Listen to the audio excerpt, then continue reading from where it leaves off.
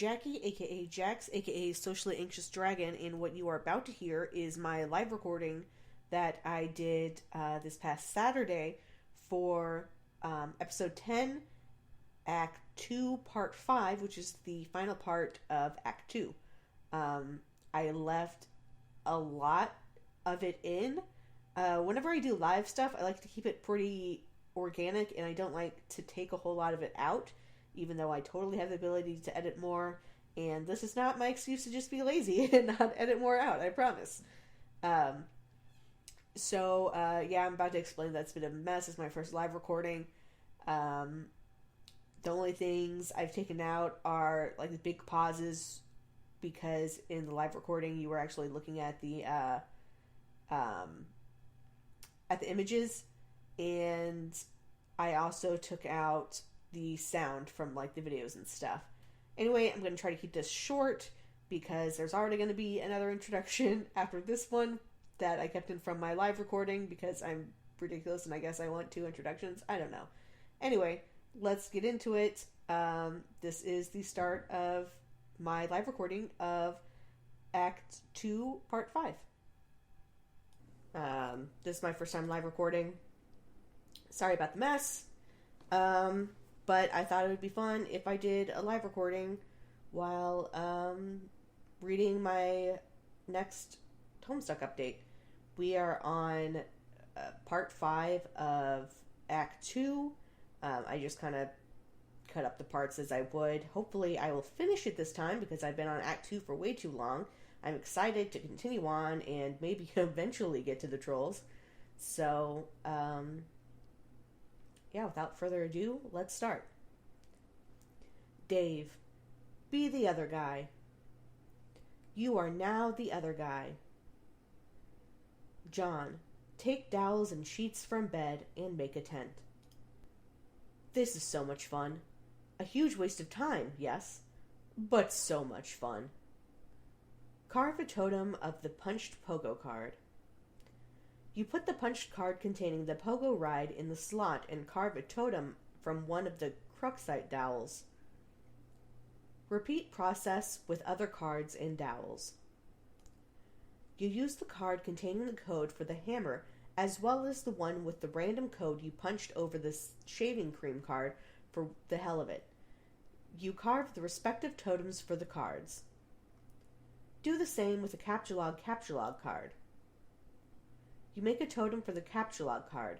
Pretty bare bones looking totem if you ask you. Rose, collect totems. You stow the totems in your Athenium. Rose, produce Captchalogue card. The Alchemeter requires 1 unit of any type of grist to produce 1 card. You decide to use shale since it seems generally less useful than build grist as of now. You make a whole bunch of them. EB. Whoa, did you just make all these? TT. Yes. EB. Sweet, thanks. What did you do with all the blue wobbly vase-looking things? TT. I brought the totems out to the Alchemeter to test them. I'm taking some things into my own hands to save some time. EB. Okay. You create a hammer at the expense of 2 units of build grist. You make a pogo ride too. -5 build, 1 shale. You use the totem carved with a random code. You create a rocket pack? With some random crap stuck inside it. Looks like a cinder block, a violin, and a flower pot. The atoms have rendered the device completely inoperable. You figure you might as well put this piece of junk to use. John, collect cards. Using a little strategy, you first grab your Harry Anderson's Wise Guy by Mike Vanny, then use the cards in your ejected PDA, then the book again to flush the cards into your deck. Nice going. Turn on Detect Collisions. You flip your fetch modi but find no such options. This is idiotic. Read book. Be the wise guy. An introduction. Who's this wise guy? Blood loss in the Big Easy. New Orleans, 1977. The close-up room at the New Magic Castle was this mean little box that tended to fill up with so much smoke you'd swear someone was cremating a wet dog in there. In walks Anderson. There isn't much that gets liquor to pause its journey from the table to my lips, but I'll be the bastard love child of a listless octoroon if that kid wasn't the cat that swallowed the canary in the dapper little hat. It looks like he was testing the tensile strength of his suspenders to damn the near limit with a pair of cocky thumbs. I wasn't impressed. But I was a fool. Somehow, in my motion for another beverage, he'd already slipped into polite conversation at a table held down by some notoriously brusque regulars. He had them in no time flat. They were melting butter in his glass ramekins. Whatever tidy yarn he'd spun to win them over, I didn't catch a word of it. One of them laughed. I was angry. Envious? Maybe a little. Yeah, you bet I was. Anderson had one of those little wooden finger choppers that Mickey Hades used to sell, the kind where the blade could be removed and clearly shown. It was a very convincing little guillotine that did not look like a novelty store toy. Harry would get a guy to examine the chopper and then cut a cigarette in half. He then held the guy's hand up and told this silly story. The story, of course, was artifice, a distraction for the guy and the audience while he worked his stuff with the chopper. Or it would become that, once his famous chopper trick was perfected, vaulting him into fame, fortune, and the crowning position in the television judiciary. With what became his signature aplomb, Anderson was in moments a front breast pocket gauze, profuse apology, and redoubling determination. It's really amazing how hard it is to find a bloody sausage piece of a guy on the floor of a room that dark and smoky. Impossible, I think we all proved. Just as impossible as blind Willie Buttermilk Stubbs was going to find it to work his trumpet tomorrow night without his twiddling fingers. You never really understood what Cavani's relation to Anderson was, or why he wrote a book about him. His ambivalent attitude toward your favorite magician in these anecdotes always struck you as a little weird, and to be honest, you tend to not read much of the text in the book. You mostly like to look at the diagram for all the cool tricks. A hole in the ace, aka the a-hole trick. Here is a perfect example of how Harry could ruin several decks of cards, waste everyone's valuable time, and have you love him for it. He was good at that. One day, he noisily emptied his suit jacket pocket onto the hood of his car in search of change for the meter. A clunky metal thing slid from the pile and bounced on the sidewalk. As I retrieved it for him, I asked what he was doing with a hole puncher in his pocket. His face lit up at the question like he was an elf, and I asked him how he felt about climbing into the hollow of a big tree to bake some cookies or something. The 2'6" height differential between us caused these comparisons to enter my mind. A small crowd had already gathered around even before he produced the first pack of unmolested cards. How people seem to gather, and how they even know a street performance is about to take place, I'll never know. It's, perhaps, Anderson's greatest trick, luring the marks like that. I wanted to ask if he was sure about this, performing in broad daylight. He was used to working in dark rooms. It was usually the first thing out of his mouth when he would queer a trick. I'm really more accustomed to working in a darker room than this. But Harry was excited, and had already butchered the first deck of cards with the hole puncher, and issued the first round of apologies to the crowd. These were like the primer apologies, the sort that got the folks loosened up a bit before the 7-course meal of ingratiation that would inevitably follow. He asked me for a fresh deck of cards, and I gave him one.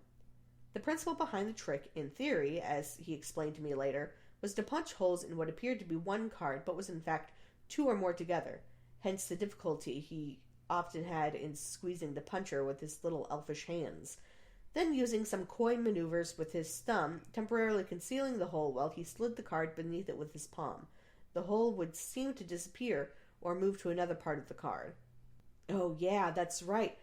The old hole in the ace trick, interestingly enough, pertaining to punching holes in cards and making them disappear and stuff.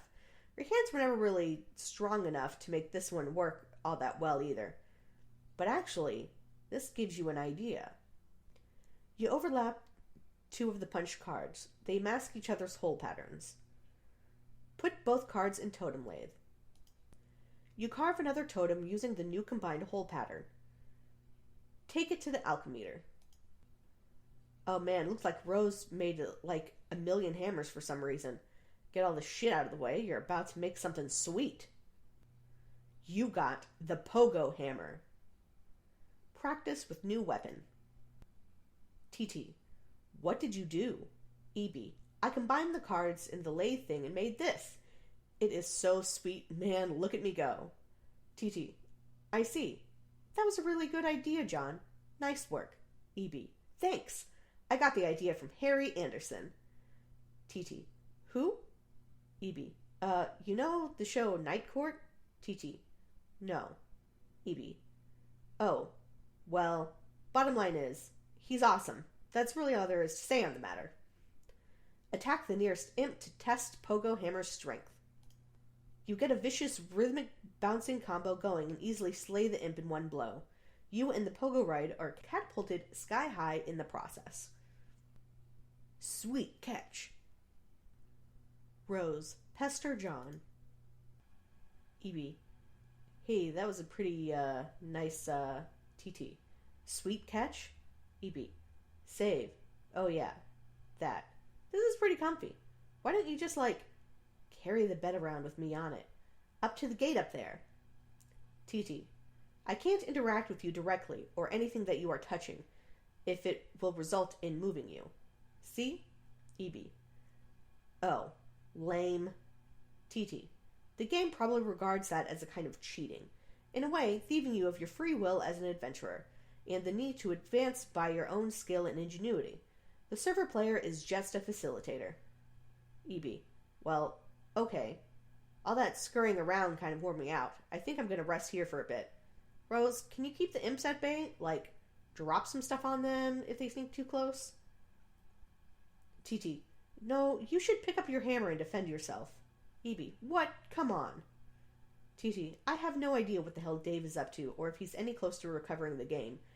There's some stuff I'd like to try, in case he doesn't come through. Oh, all right. I'm just gonna rest my eyes up here a second, though. Rose. Check alchemy at Cursus? Alchemy at Cursus. It looks like a sort of index documenting all the known results for punch card alchemy combinations. This could be a convenient resource as you start to stumble on more useful card combinations, but ever since John started punching cards, you've been contemplating other ways this item manufacturing system could be put to use. In particular, if you could obtain the code for any item at your disposal, you think you could theoretically send the code to John and he could make it himself. That is, if you can think of anything that would be worth sending to him. Captchalog Esperb server CD. You eject the disk and captchalog the server CD. Message John the captcha code. Oh, god damn it. Facepalm ×2 combo. John. Wake up. Gigi. Hey. EB. Whoa, there you are. Gigi. How's your adventuring going, John? EB.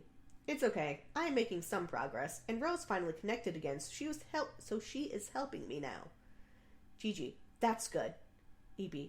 Oh, but I don't think I'm actually saving the world here.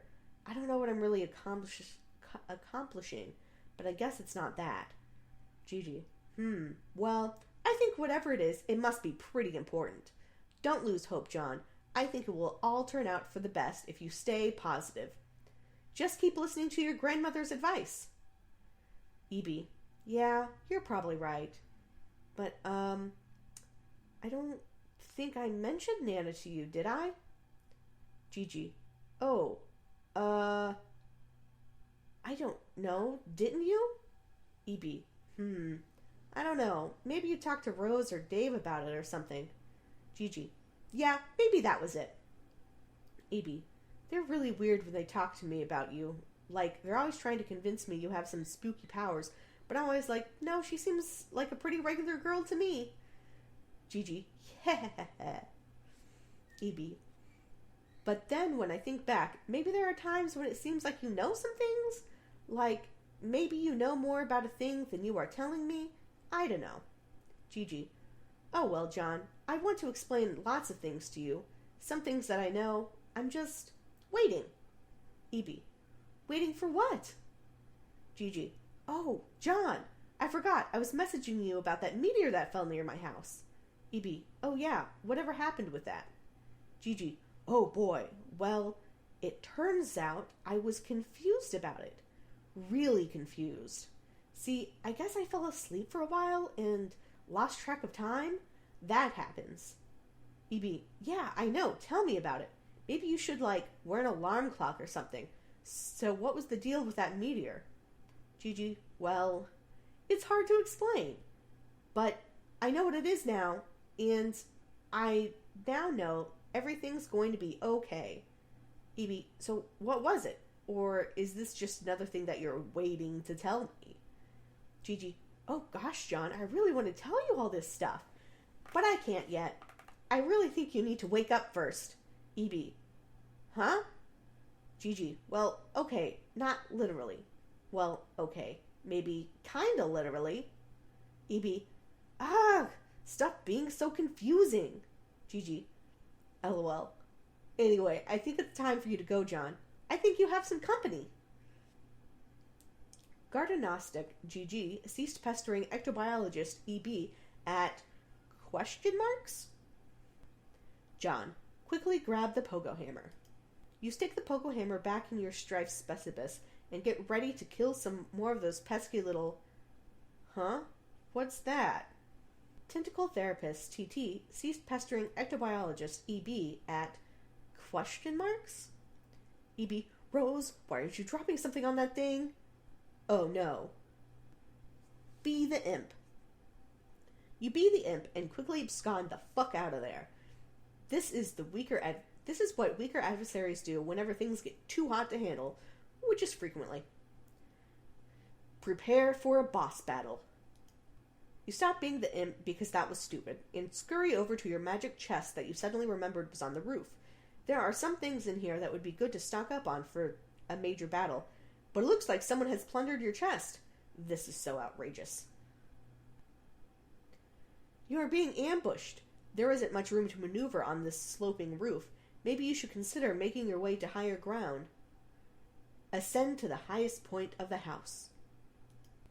You go up here. Look down. You peek over the edge. It already seems like a long way down to your yard, not even to speak of whatever's below.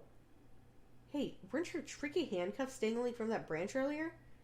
Damn it, why do imps go making off with all your sweet gear? Turn around. Crude ogre. You are confronted with a pair of enormous foes. This is it. You have no choice but to wage a fierce rooftop battle. This is totally going to happen now, and could in no way conceivably be interrupted by a sudden shift in our attention. It's go time. It's time to do this thing. We're doing it, man. We're making this happen. Dave, stop being the other guy. You stop being the other guy. You're not even sure what that meant anyway. Ascend to the highest point of the building. Psych. Oh, wait. ×2 double psych out combo. You are now the wayward vagabond. Retrieve. Got him already. Examine rotten pumpkin. What pumpkin? Check the little red bar. It appears to be gauged for a large power cell, perhaps fueled by some type of nuclear reaction. If this is the case, it is relatively low on fuel, but who knows how long it has been running here. You do not care about this sort of nonsense, and you will disregard it at once. You are very hungry. Capture log can of gravy. Capture log? You have no idea what that means. It is total nonsense, and you do not know what to make of it. You will not give the foolish notion a second thought. Pick up the can of gravy. Just pick it up.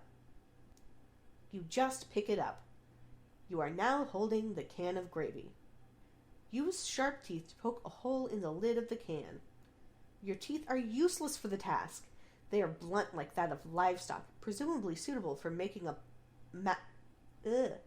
presumably suitable for mashing up plant matter and not for puncturing metal. Attempt to open can with your weak, pathetic digits. Your weak, pathetic digits are not strong enough to penetrate the can. Your fingers are certainly pointy enough, and your black carapace is suitably rigid, but you just don't have enough muscle for the task. Take the can labeled beans. Okay, you take that too. Examine can of custard. You can clearly read mustard, a fact of which you were perfectly well aware. It is sort of cumbersome holding all these cans at once. You doubt you can hold any more than this, maybe one or two. You'll need to find something to put stuff in if you want to carry a lot of things around. Examine marking on wrist. You drop all the cans and take a look at your wrist.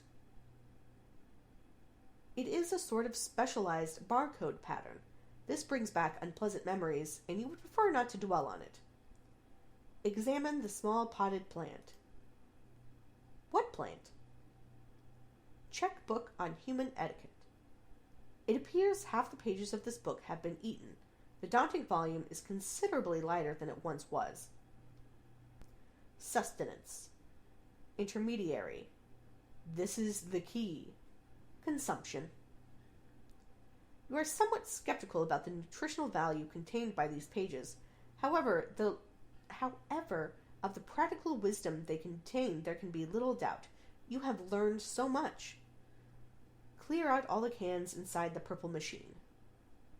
You empty the peculiar cabinet and take a quick inventory of your canned goods.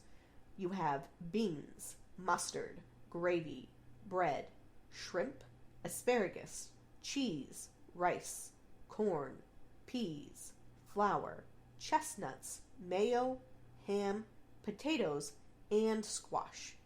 Such bountiful plenty, and yet the delights taunt you from within their small metal prisons. Search room for can opener. You have already looked all over the place for a can opener, even making a few electronic inquiries about one, to no avail. Nothing else inside the purple thing either. Locate a nearby sharp object. You wield your trusty knife. It is actually, you're not sure what they're called. It's an old, rusted, one of those red and mailbox arm swing flappy doodads. Either for letting you know there's mail in the box, or maybe alerting the mailman to outgoing mail to be collected. You don't know, really. You've wrapped a little piece of cloth around it for the grip. It is useless for opening cans. Be the imp. This means nothing to you. You are not an imp, you have no idea what an imp is, and you will not entertain such frivolous and childish ideas ever again. You feel stupid and hate yourself a little for even considering it. Become the mayor of Cantown. As the glorious founder and mayor of Cantown, you erect a dignified, majestic city hall out of cans, fittingly capped off with a tome of good manners for the roof. You have given yourself a very official and important-looking mayoral slash made out of old cables to complete your look of authority. A number of rather civic-minded citizen cans gather in front of the building to offer adulation to their fair and magnanimous leader. All is well. You immerse yourself in this beautiful dream as you whittle away the minutes, or perhaps hours. You love the idea of being a mayor. You love everything about mayors and the concept of an orderly civil democracy. It all seems so mannerly and reasonable to you. Everyone is friendly and happy, and the city runs like clockwork. The foundation of the government is based on mutual respect between the leader and its people. It is also built on having a really great mayor that everyone loves, who is totally amazing and heroic and brave. Mayors are so much better than kings. You hate kings, and you think kings are really stupid. They are petty, bossy tyrants, and are really full of themselves, and are basically awful in every way. God, do you hate kings. Explore west of Cantown. Over here is the other side of the room. There is another one of those purple storage boxes and some useless objects scattered on the floor. Use glowing green rock to open cans. You pick up the nugget of uranium and... Oh, that was stupid. Why did you do that? Examine box of crayons. It's chalk, numbnuts. Inside the box there are 12 pieces of chalk in every color of the 10 pieces of chalk in most colors of the rainbow. You are excited by this. Try to open the storage box. It's locked. There must be some sort of release mechanism for this thing. Examine contents of yellow container. The container is full of motor oil. This does not seem useful to you right now. Rescue that poor lightning bug. There is nothing you can do for this new little friend. Attempting to crush the amber encasing the firefly would likely cause it harm. It nevertheless bravely flashes on. You find its lights alluring, inspiring. To you it seems as if it could quite easily serve as the light of democracy. Use the chalk to draw some roads. You sketch a handsome network of sprawling thoroughfares for your citizens to traverse. The adoring population applauds its mayor's keen instincts for city planning. You even add some lush vegetation to your city with a piece of blue chalk, because you can't seem to find a more suitable color for some reason. Lay a chalk foundation for Cantown's civic growth. You develop westward, settling those fertile plains and claiming them for your city. You section off a number of residential and commercial zones for civic growth, arranged in the only logical pattern that occurs to you. You color the residential zones with your piece of white chocolate. You color the residential zones with your piece of white chalk, but for some reason, none of the colors in the box strike you as suitable for the commercial zone. Perhaps there is an alternative. Use your own pee for the commercial zones. You cannot urinate because you have not had anything to drink in quite some time. You are very thirsty. Also, that is a really terrible idea, and you would not consider befouling your wonderful city in that way for even a moment. Use motor oil to designate commercial zones. You fill each empty square with a bit of motor oil to complete the zoning. It looks rather striking to you. You can hardly imagine that an upcoming young can trying to make it in the world would not be delighted to live in your fair district. You are very careful not to get any of the unpleasant fluid on your person. Peel label from can of mayo and affix it to sash. Survey surroundings in search of more terrain for city. It seems you have run out of territory for your western expansion, but there is still a lot of empty wall space. Perhaps your citizens would be happier with a colorful backdrop that would make them feel more at home. Using most of your imagination in an entire piece of sky blue chalk, you render a bright and cheerful sky full of clouds. You have decided that very closely orbiting your city is a luminous planet, about which orbits a single moon. You switch to another shade of blue and continue rendering the western wall. Orbiting much further from your city are 4 planets. None of these have satellites, you have decided. Yes, that makes sense, you think. And on the southern wall, beyond an impenetrable veil of darkness, occupying the furthest orbit yet, there is an ominous planet. A moon circles this one, too. Check that rampaging boy on the screen. Oh yeah, it's that guy. You had almost forgotten about him and his confusing shenanigans. It seems like he has things well in hand at the moment.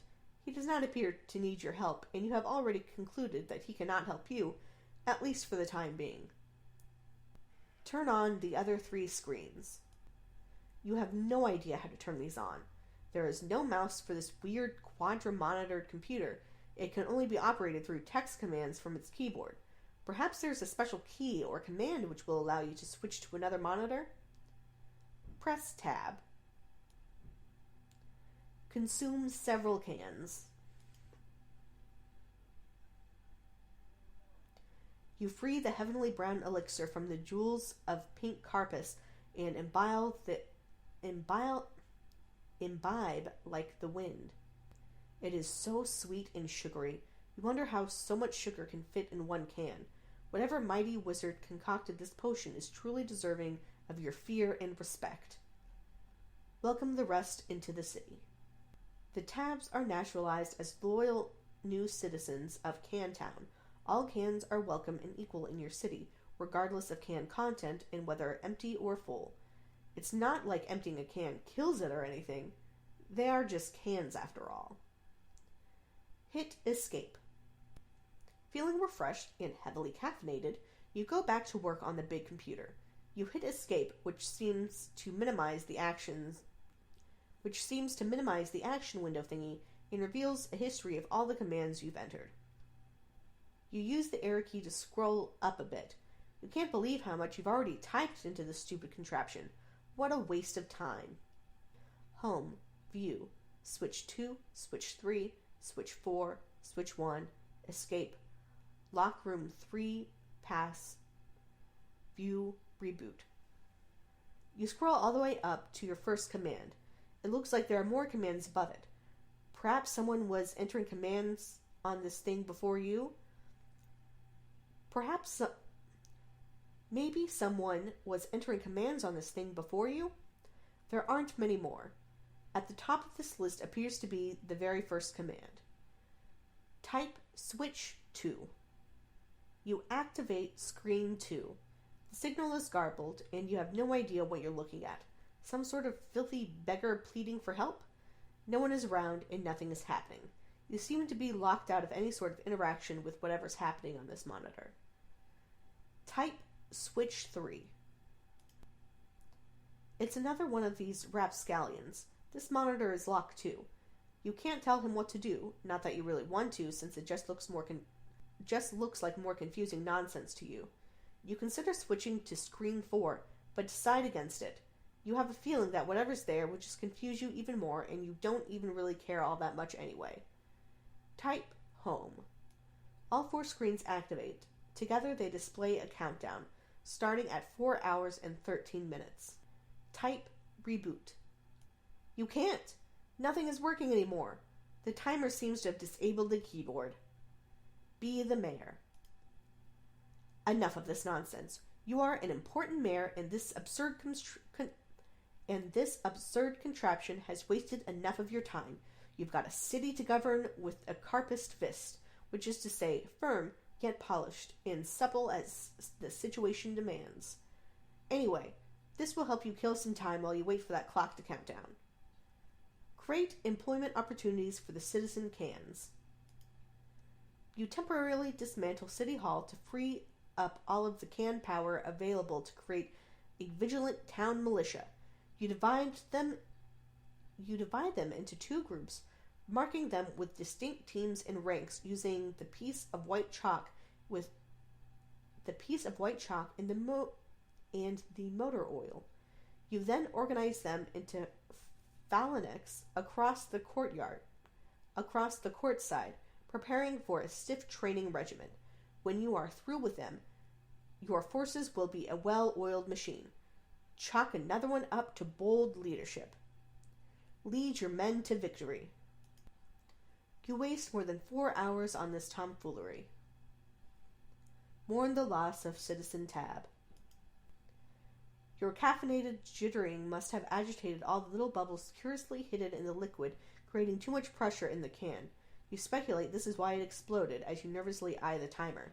You are starting to wonder what will happen when it reaches 0. Maybe it would be best not to be near it when this happens. Minutes in the future. Though perhaps not as few as implied by circumstances. A perjuring mendicant trundles precious cargo beneath the gleam of the celestially ominous. Go outside and get some sun. You say a bittersweet goodbye to your beloved city. It is time to move on to greener pastures, by which of course you mean an arid, sandy wasteland upon which nothing green has grown in years. The door shuts behind you. A panel on the door becomes illuminated. As you ponder over the marks on the panel, you hear another mechanical sound overhead. The LCD panel appears to have a touchscreen interface. Curiously prod the funny-looking spirograph. It appears the funny-looking spirograph room is locked. The floor rotates a full 360 degrees beneath you, while the surrounding wall seems to stay put. Select the triangly fractal.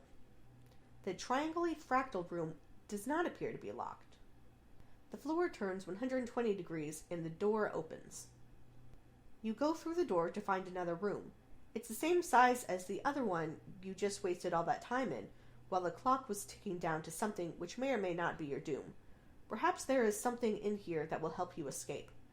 Against the wall there is another perplexing contraption. Against the opposite wall is some sort of control panel which catches your eye.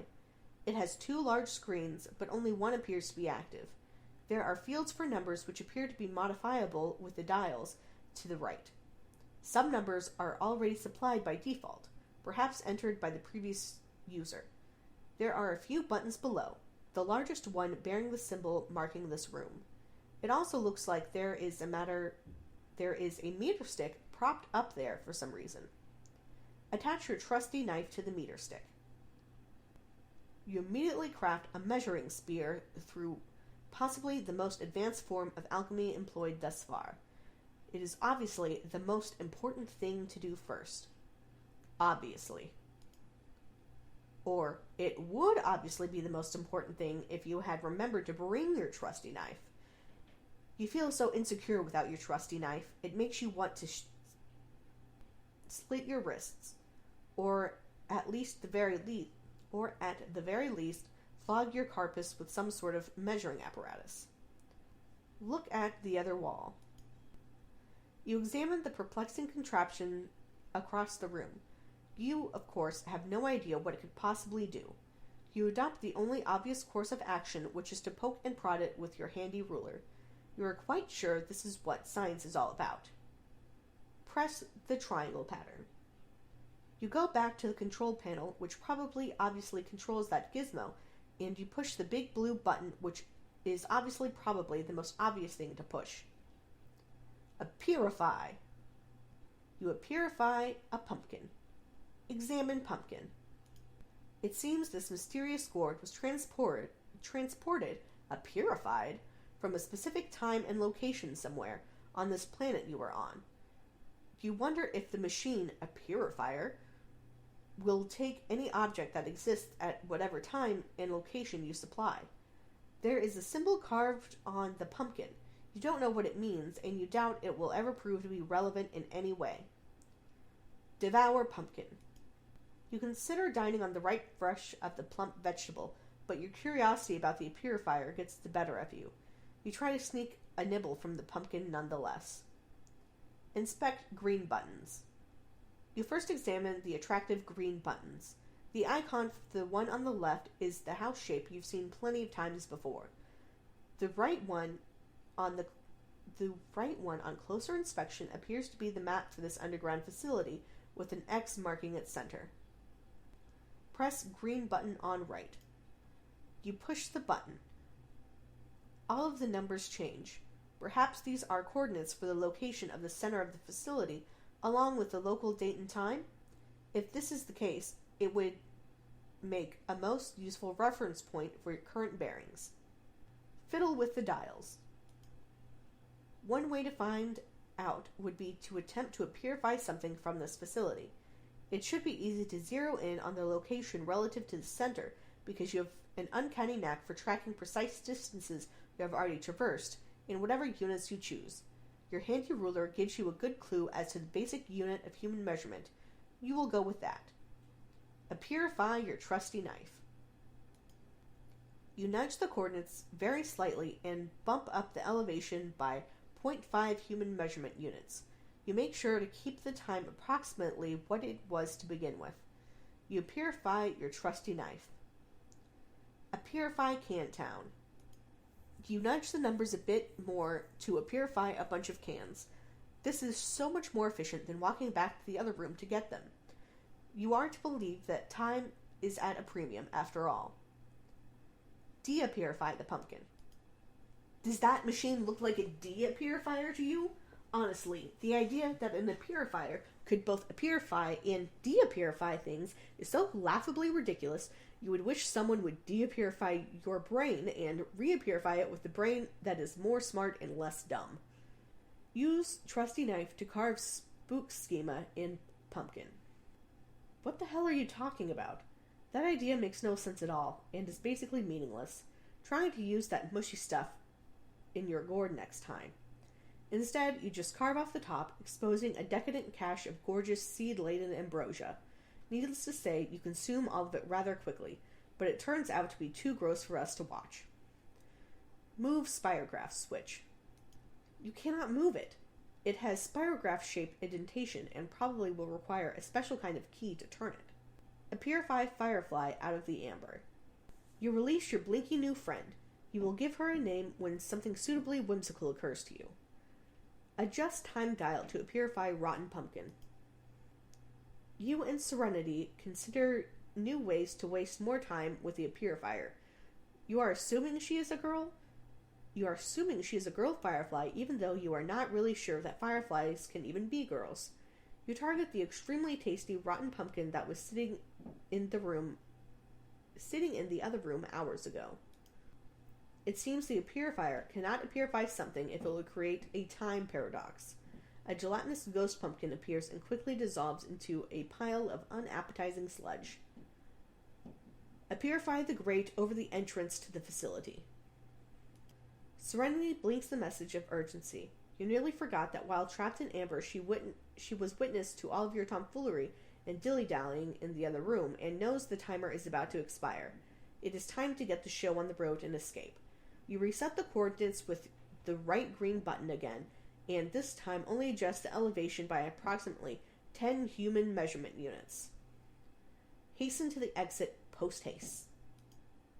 Psych? Oh, wait. Unpsych.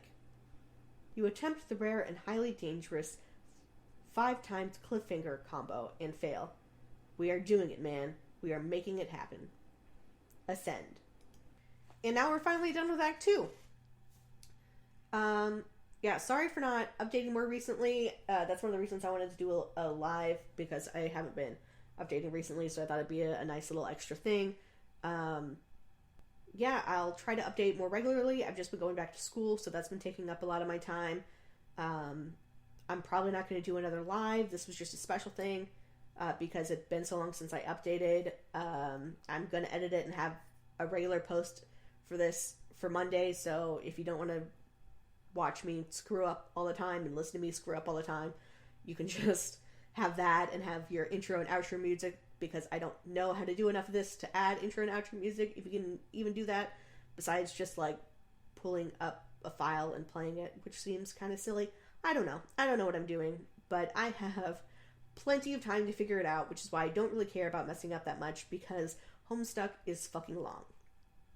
Anyway, thank you for watching, whether you're watching it with me live or you're watching it after the fact, and I'll get back to regular updates starting next week.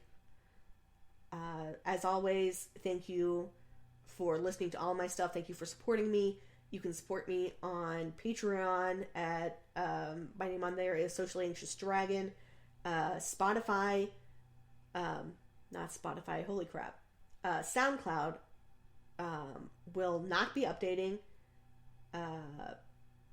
because I thought I got 3 hours a month, but I got 3 hours, period. So unless I want to spend more money, which I don't have, maybe once I get a job, but I do not have that money right now. So yeah, it's not going to be on iTunes or SoundCloud. It's just going to be on YouTube until I get the money to afford a SoundCloud subscription. But yeah, thank you for Andrew Hussey for making this, and I hope you guys have been enjoying it. If you want any changes from me, please let me know. I think I'm going to stop having so much talking at the beginning and save it all for the end. That way you can just get right into it and you can skip all my end talking if you don't care about that. If that sounds like a good change, let me know. If you want me to keep uploading to SoundCloud and just get rid of the old episodes and only have the newest on there, let me know.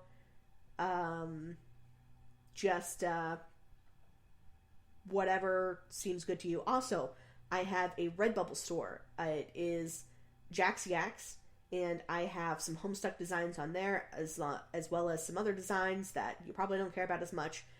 but I'm not great at drawing, so they're crappy little doodles, but I honestly want to get some of them, so maybe you would want to get some of them too. Check that out. And yeah, this has been my live stream. This has been finally the end of Act 2, and I will see you for the beginning of Act 3, not this upcoming Monday, but the Monday after. Thank you so much, and goodbye.